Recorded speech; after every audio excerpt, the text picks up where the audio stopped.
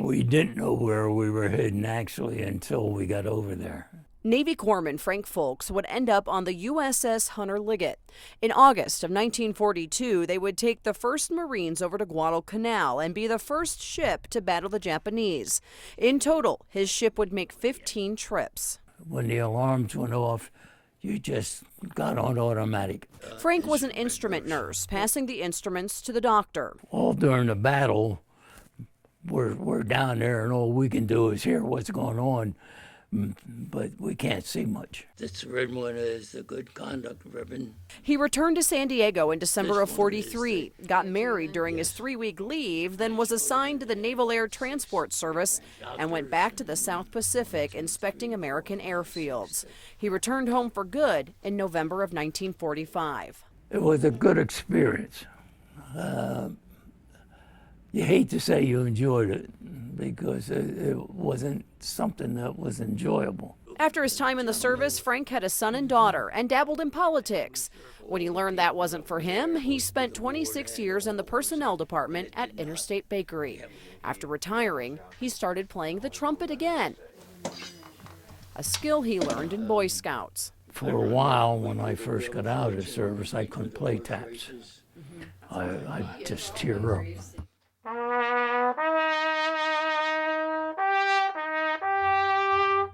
But eventually he could play again, and he still plays today. But memories of the war aren't far. I got through it, but there's so many that did not, and so many that got through it that are still suffering from it. It did not happen to me, and I'm very grateful for that.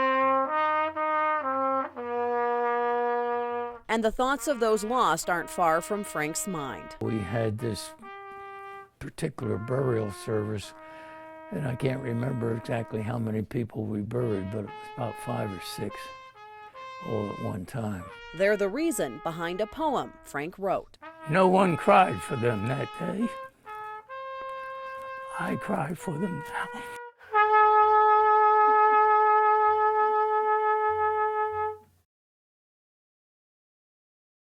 It made a man out of me, I guarantee you that.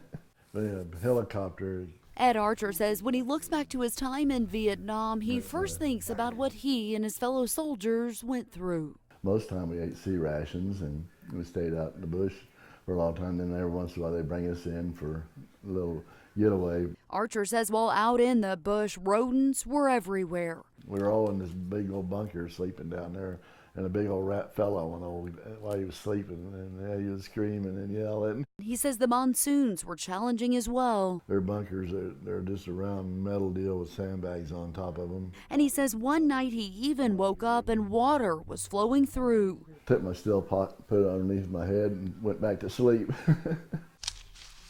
Archer says they were battling far more than nature, and although the enemy didn't ambush them too often, they were always on the lookout for booby traps. I had a lot of friends.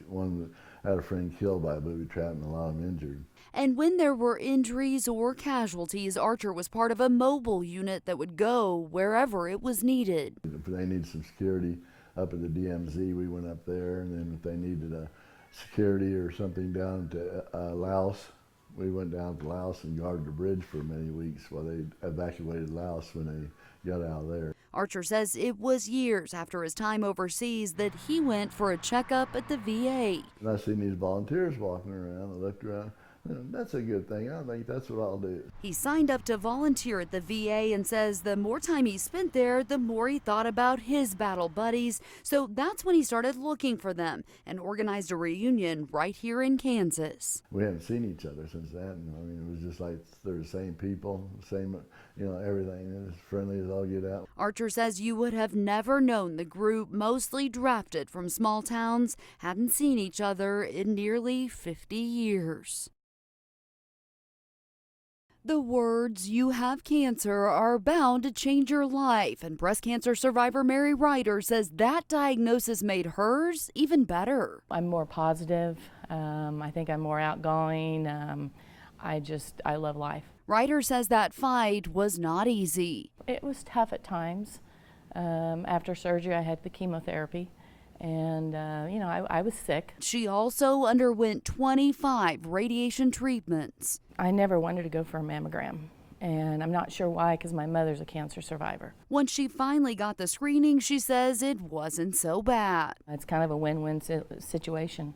You win if they don't find it, and you win if they find it early. This always feels so good. Hand treatments, a spread of food, fresh flowers, a cocktail or two. How's this? Pressure? Yeah, that's fine. Even chair massages. By the time we get into the mammogram, I know I'm always more relaxed. You heard that right. This is not your average ladies' night. It's a mammo party. This just makes it so much better to be able to take care of it, and you don't have to fear it quite as much. Rhea Link says she's been coming to parties like this one for years and says she prefers this over your traditional mammogram. When it comes to the screenings, the FDA recently proposed new guidelines. One of those deals was sharing information with women about the density of their breast. 40% of women have dense breast tissue, so the proposal would require they receive additional information about how breast density can impact their health or their risk of cancer, all along with the results from their mammograms. I think that kind of information also needs to be maybe talked over with their PCP so they can fully understand what the implication of that is, or if there's really any implication at all to whatever finding it might be on that report. The proposal would also require centers that provide mammograms to update their educational materials. Another suggested change would provide more oversight of the facilities that offer mammography to ensure all facilities are safe and that each is using the latest and greatest in technology. I've done mammograms for a long time, and we have had that kind of regulation for several years, and I think it's a very good thing. Hewitt says although it's always a tough feeling to find cancer, it's crucial to do so early. Ryder is thankful to have recently had her yearly mammogram, and 2 years after the fight for her life, she has this to share. Don't take anything